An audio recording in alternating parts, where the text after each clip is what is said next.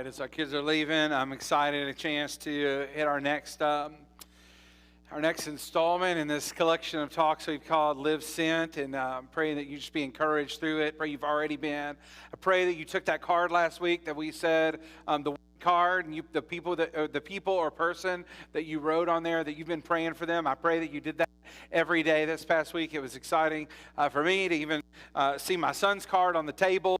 And just to, know that he's praying for his friend and others. And so I encourage you just to have somebody that you're just throughout this series that God's put on your heart that you would pray for them. If you missed last week and you're like, what in the world is he talking about? Who's your one? There's actually some cards on the table in the back. And we just encourage every person last week to write one person down that maybe God on their heart, on your heart, to pray for, that you know needs the Lord, and that right where you're at, you know God's kind of put you there so that you could be the person of hope maybe to them, that God may use you to share the good news, and that we would have opportunities to do that. So I encourage you today, if you haven't done that already, you would grab one before you leave. They're on the table there in the back, and there's extra cards, and you can just write that down. I would encourage you with that. I believe it'll be challenging and encouraging in so many different ways, and it may just change somebody's life, not only yours. And so I encourage you with that.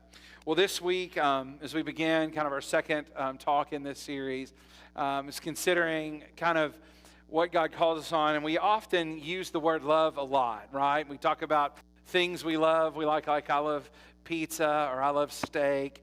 I love Big Macs or quarter pounders. I love, baseball. I love basketball. I love football. I love, all these things. I love Michelle. And those are all have different gradings of love, right? It's like, we all know the difference of that, right? Because we'll just exclaim, I love this thing. But in reality, to the person, to a person, that's a much different kind of love. And yet, we're called to love people. And when we use that word like love, and maybe you've ever noticed, it's often easier to talk about love than it is sometimes to show the love, right? It's either talk about how we're to love people till it gets inconvenient, till it's in the moment where we have a lot on our plate, and I'm like, I don't have time. When we see that person, maybe at the supermarket, that's where I've come to that place, and it can be tough. It's not always easy. Because the idea sometimes of loving people is good until it costs me something. My time, my comfort, my convenience, my plan, my desire, and it gets in the way.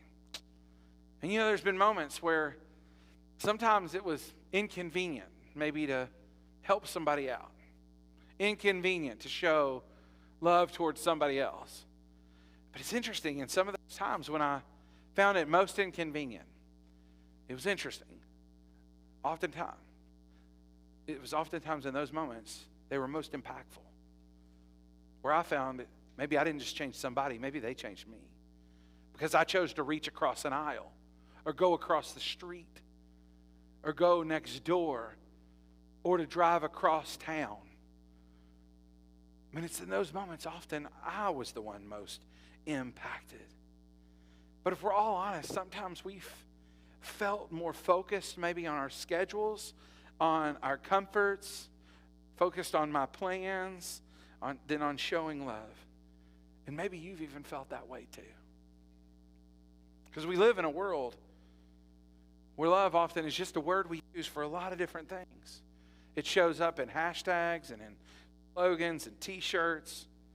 But when life gets messy and it's inconvenient, often that kind of love, the real love, disappears. And if we're honest, and what I want us to know and understand is that there are people that are watching us. They're watching the church to see how we respond, how we react. Because the reality is for a lost world, they don't care how great our sermons are. Contrary to popular beliefs of somebody who delivers one almost every week for the last however many years. They're not near as concerned about how amazing our music is, even though I think, man, it was pretty awesome.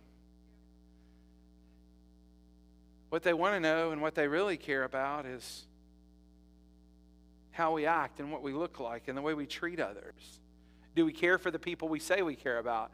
Do we look like Jesus? Do we act like he does even when things don't always go our way? What do we do? Barna recently had a study, and it surveyed people that were non-Christians, people who didn't follow the Lord. Many of them were very, very opposed to the Lord, and I had no desire. But one of the things that they often described the church not as a place where people care about others, but instead a place that was judgmental and often even hypocritical.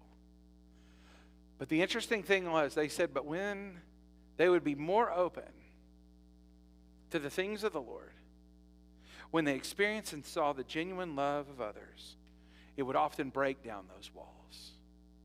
It would break down those walls that they had built up against the church and against the things of God. Because all they did was hear people talk a lot, but they didn't see people do a lot. And I believe it's our challenge that we would be people that just didn't talk about going, but we actually went. That we actually went to people in need. We actually reached out to our neighbor. We crossed the street, even when it's inconvenient. Because let's be real, a lot of times it's like, I'm just running home because I'm so hungry, I want food tonight. And then we go, oh man, I forgot to get food. So we run to the store, or we run to the place and go get food. Never stopping and even talking, or other than maybe a, hey, how's it going? Or when it's convenient, or when we have a brief moment. But would be those people that would reach out and show and care and love others in spite of the inconvenience, in spite of my schedule. And I got schedules. I've got things I need to do and get done. I've got grass that needs to, I've got all kinds of things. I've got people that need to be reached out to. I've got stuff. I got clients who want this and want that. But it's in those moments, often, sometimes we need to allow ourselves to be inconvenienced for just a moment so that we may be the hands and feet of Jesus. And so tonight, if you've got a Bible, I want to invite you to grab it out. And we're going to look at Luke. In Luke chapter 10, a story that probably many of us grew up in church hearing. We know it if you've been here a long time. If you're new to it, man, I pray this will be encouraging to you. I pray for all of us that this will be a moment maybe where it challenges us to step out of our place of comfort, to find an opportunity to live sent. In Jesus' time, and it wasn't unheard of to often have debates. The law, debates about the law, especially in Jesus' time, was really common. It was a normal thing to debate, like what was right, what was wrong, what do we see about this, what do we see about that, what do you think about this, what do you think about that? And here's the thing, it actually didn't happen online back then. It actually happened face to face. We don't do that much very well anymore at all, because we just rather throw stones across the bow, an anonymous post or a post, hoping that person will get it, versus having an engaged conversation. But yet that's what was very normal for this time. Teachers and experts in the religious law would often, debate different things and various things. And for them, it was often to know this: what was the minimum I have to do? That was their real hope, often. Because, and hey, let's be real. We ask the same thing, right? Often. Like, what's the minimum I have to do to make sure I get this thing right? What's the minimum I have to do to make sure I don't get fired from my job? I want to go maybe a little bit more up and over the top, but and you've been there, you've probably even seen people. Like, you're lucky to get minimums sometimes out of some people that work for you maybe, or work with you, and you're like, man, I just like for you, just the minimum. I just want the minimum. And that was often even a struggle, even this day and time, in Jesus' time. It was like to figure out, hey, how can I know I can just do enough that I'm okay? We can do the bare minimum. And that was the same thing for Jesus. And yet it's interesting, often it's still a struggle, even today. It's how close, can we do that with all different kinds of things? How close can I get to the line before I jump over it? How close can I get to that thing before it burns me, or before it hurts me, before it breaks me? And that was the struggle even then, as I believe it still is now. And so we get to this passage in Luke chapter 10, and we're going to start in verse 25 this evening. And I want to encourage you just to follow along, and let's read this passage together. It says, one day an expert of the religious law stood up to test Jesus by asking him this question. Teacher, what should I do to inherit eternal life? Good question. And Jesus replied, what does the law of Moses say? How do you read it? Then the man answered, well, you must love the Lord your God with all your heart, your soul, with all your strength, and all your mind. And then love your neighbor as yourself. Right, Jesus said. Do this and you will live. Then the man wanted to justify his actions. So he asked Jesus, and who is my neighbor? The man started out by asking Jesus, what should I do to inherit eternal life? Jesus often, he would do this as, and actually any moment, if probably for any person who debates well, you don't always answer the question because you need to get to the depth of the heart of the question. And for Jesus, he knew that. So he turns it on his head and said to him in that moment, and he asked him, and he flips it back to him. What's the law of Moses say? How do you read it? What do you think? Interpret it. And the guy already knew, right? He already knew. He knew the law. He was an expert in the law. He knew what it said. And we know it as well too, right? It's to love God and love your neighbor. It's that simple. Like, that's not hard, right? That makes sense to us all. It's to love God and love your neighbor. If you do that, then you inherit eternal life. But the reality is, the problem for this guy is he wants to justify himself. He wants to justify his actions and reactions. And so he asks, and who is my neighbor? In other words, this is what he's asking. Where can I draw the line? Who do I not have to love? That's the real question. That's the question behind the question. Because this thing is trying to figure out, I hear love my neighbor, but I want to know who I don't have to love. I want to know how close I can get to the line that I would love and still make it. And I love, and we would go, gosh, what a jerk. Right? We would all look at that and go, come on, man. This is it. Because you're getting ready to hear a story that's like, especially for these people in that day and time, throws them for a loop. But yet we're often, I think, in the same way. It's like, I just want to know, hey, I'm good, but what don't I have to do? What keeps me still in, but that I don't have to get too far in? And that's the struggle often with us as well, too. Where do we draw the line? Who do I not have to love? And that's when Jesus tells this story that's really meant to be like kind of a heart-shocking moment. It's like when they take the paddles and boom, hits you. That's this moment for Jesus. He wants to get right to the heart of the matter. And you may want to write this down. I have 3 really quick statements that I want to encourage you. Love is beyond boundaries. We want to know where the boundary is. It goes beyond the boundaries. Real love, true love goes beyond boundaries. And so Jesus, we get here in verse 30, it says, Jesus replied with a story. A Jewish man was traveling from Jerusalem to Jericho, and he was attacked by bandits. They stripped him of his clothes and beat him up, left him half dead beside the road. The road from Jerusalem to Jericho, just so you know, was about 17 miles. It was fairly steep, rocky, dangerous.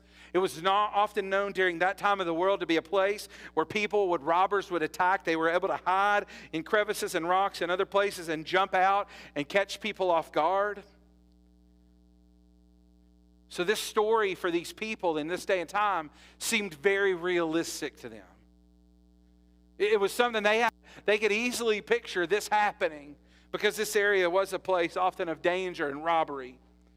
Then it goes on, and this is what it says in verse 31. By chance, a priest came along. But when he came, the man lying there, he saw the man lying there, and he crossed the road on the other side of the road and passed by him. A temple assistant walked over and looked at him laying there, but he also passed by on the other side. So we see these two people in the midst of this moment, a priest and a Levite, who would be the temple assistant. Both walked by. Both were respected. Both knew the law of the Lord and what it required. They both followed God in the way. They were leaders in the temple. One the priest, the other one the assistant to the temple. So the priest, as he got there, he crossed over on the other side. It's probably that moment when you walk into a store and you see people and you know they're asking you to buy something or want money before you go in, and you walk to the other door so that you can avoid it. Don't act like you ain't never done it before. You know, right? You did it. Happened to me today. And then I realized they were at both doors, so I had to walk past. I couldn't do it. I couldn't get away, so I had to work out. The Lord dealt with me in that moment. I'm not going to lie. I sat there and went, God, are you trying to teach me? So anyway, so he did. I think he really did. So. But then you have the curiosity of the Levite, right? Like he at minimum, like the other guy, it seems like the priest's like, oh, hey, we're going over here. The Levite at least kind of goes over. I don't know what he did. I just have to imagine, like, over there. You still alive, buddy? You all right? You know, I don't know. But we know he at least walked up and like looked. Maybe he went, okay, you're not dead. All right, somebody else will get you, but you're not dead. At least we know that, you know? I don't know. The curiosity seemed at minimum for him to get there, look, and check it out, but he wasn't stirred enough. He wasn't moved enough to do anything. So he did the same thing. The priest said, oh, get over here and cross the road over on this side. And that's what they did. That was their reaction. They crossed the road. Both crossed the street and passed by. And we almost go like, well, why? I mean, gosh, they're people of God. They know the law. They know what they're supposed to do. I mean, the law of Moses, it's very easy. Like, just what we said earlier, love God. Love your neighbors. And here they are. Like, maybe for them it was because, hey, there were ritualistic laws that they didn't need to be close. Like, for a priest to get blood of someone else on them would be a problem.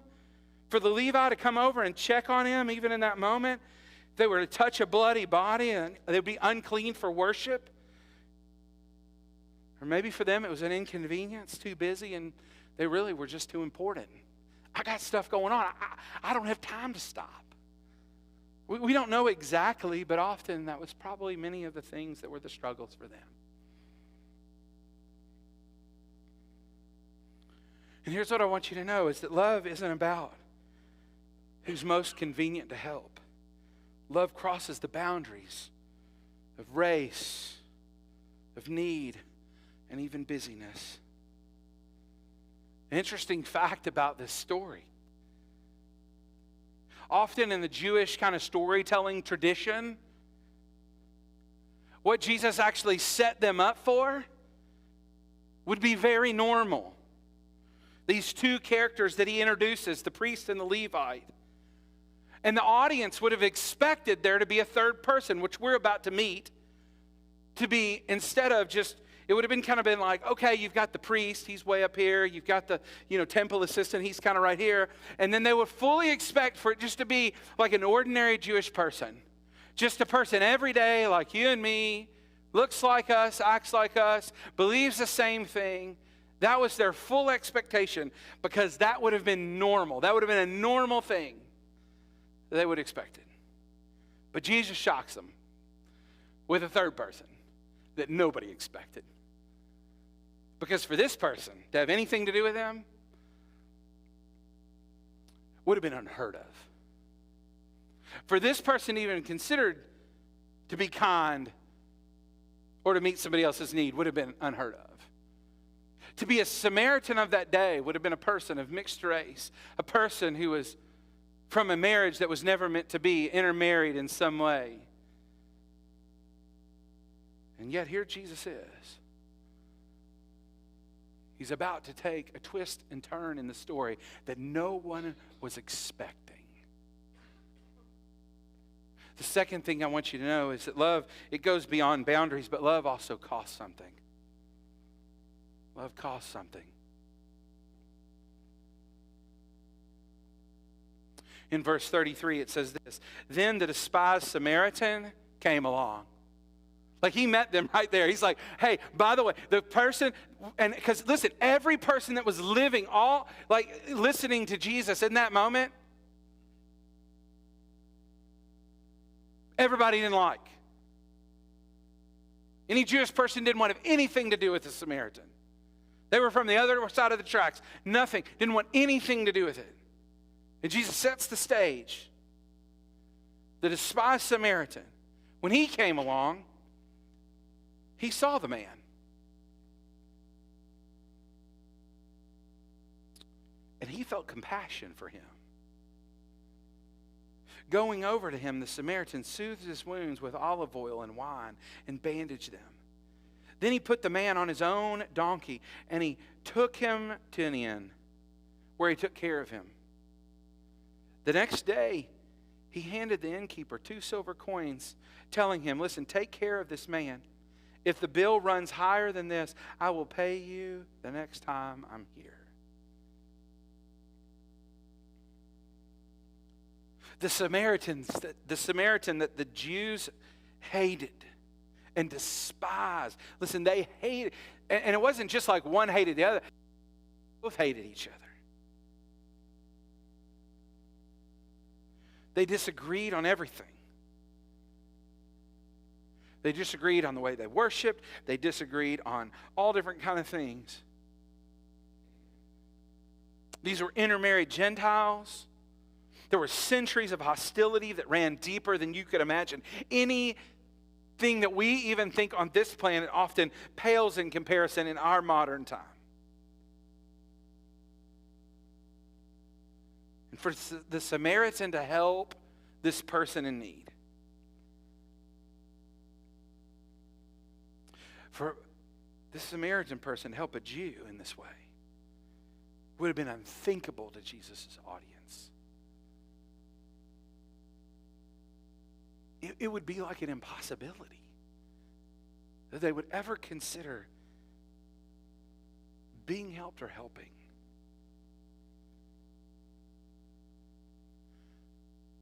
I believe compassion is the capacity of love. The Samaritan, he just doesn't show a feeling of compassion. He acts on it.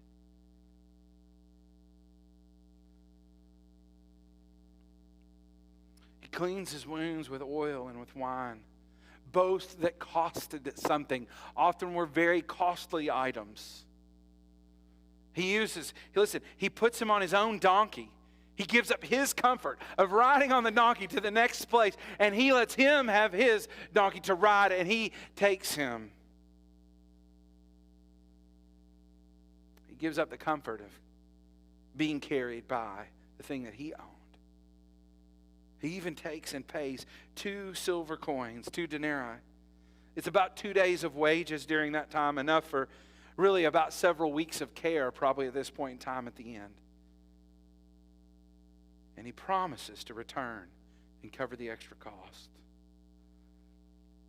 The truth is, love isn't cheap. Real love costs us time, resources, and convenience. And if you've ever loved anybody, you know that, right? If you ever show, like it costs you time to show love.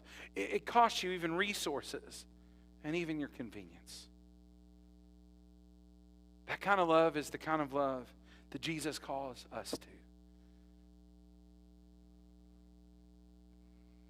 That we be willing, like the Samaritan, to sacrifice some things,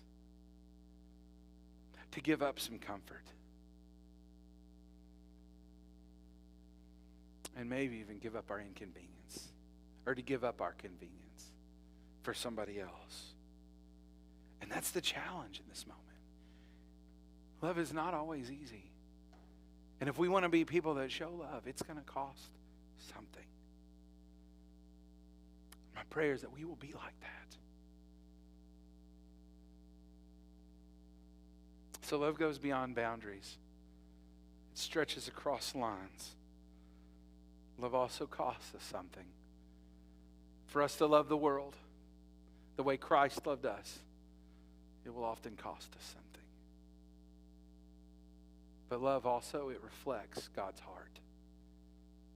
It reflects God's heart. I don't want us to lose sight. I believe it's one of the greatest opportunities for us to reflect to the world who God is in the way we love others. Jesus closed out that story. I imagine everybody kind of be like, what in the world did he just do here? And he says this in verse 36, or 36, sorry. Now, which of these three would you say was a neighbor to the man who was attacked by bandits? We've already established, love God with all your heart, love your neighbor. And he's already trying to figure out the neighbor question.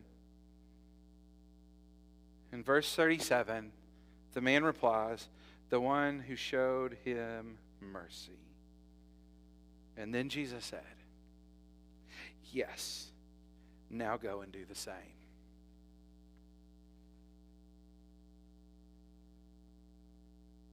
Because that was the question behind the question is, how far do I really have to go? Who can I get out of not loving? Because the reality is the Samaritan, let's be real, would have been the person that he was hoping to get out of loving. And yet it was the Samaritan who showed compassion. This would have been so scandalous and so outrageous. But that's the kind of love that Christ is calling us for. That's the kind of love that sent their only Son to give his life for us. And that's the kind of love that we're to give as well, too.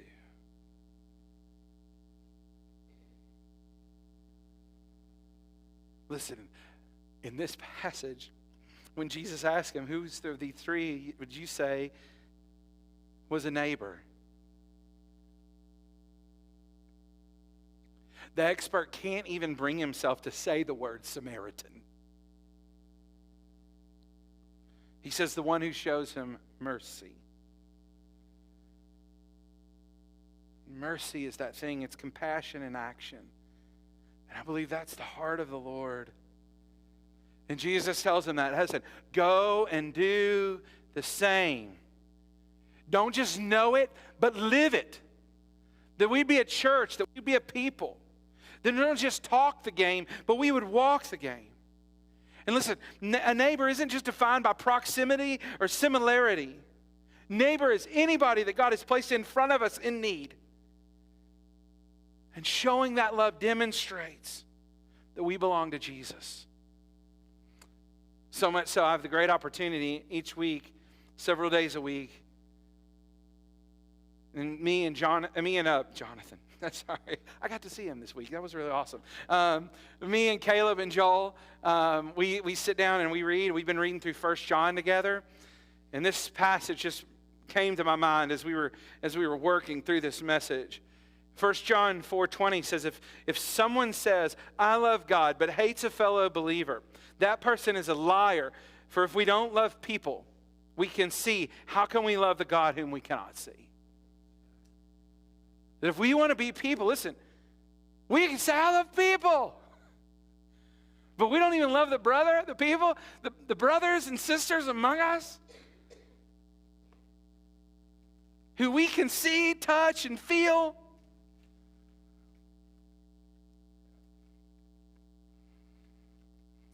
And if we don't love them, then we're a liar.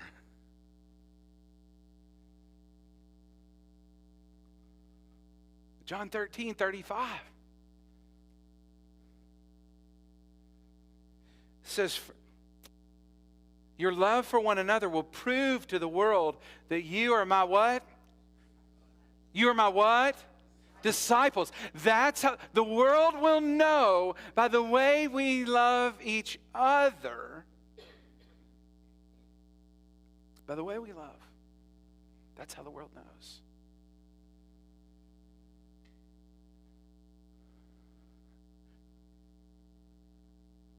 So loving your neighbor goes beyond the boundaries. Loving your neighbor costs something. Loving others reflects the heart of God. And I believe living sent for all of us means showing Christ's love in action, even when it's most costly and inconvenient and sometimes even uncomfortable. It can often challenge our status quo. It can challenge our priorities. It can even make us rearrange those priorities. But I believe it's the way we'll have an opportunity to reach the world. To live sent is that when we love others. So my question for you, who is your neighbor?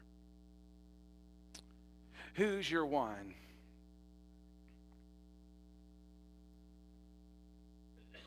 And it may not be the person lying down on the side of the road tomorrow morning when you head to work. It may be the coworker that you avoid at lunch or going to lunch with. It could be the neighbor that you barely talk to, that you run in as fast as you can. Or maybe it's the student who always sits alone at school. And my challenge for us this week is that we consider and we would make one intentional act of love this week. One intentional act to love someone for your one, that one that you wrote down last week. That's my challenge for you and for me. That we would intentionally love them in some way this week.